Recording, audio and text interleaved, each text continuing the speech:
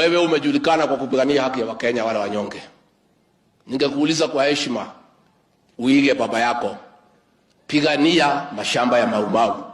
Na wale ambao wako na hiyo mashamba unawajua ni marafiki zako. Utusaidie hapo. Lakini kama tunaweza kuzungumza ni sawa sawa. Sasa Rigiji hakuna ubaya ya watu kuzungumza. Wacha watu wazungumze.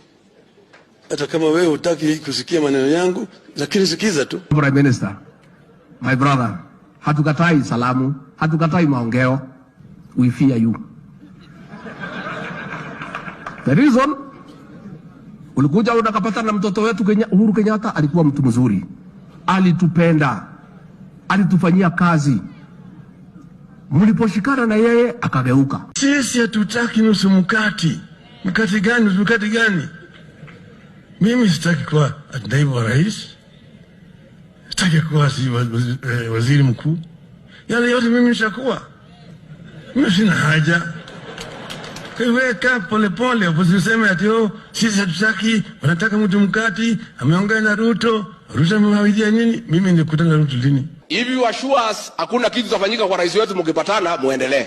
Lakini sisi katika area hii tunaogopa. Hakuna mwenda wazimu.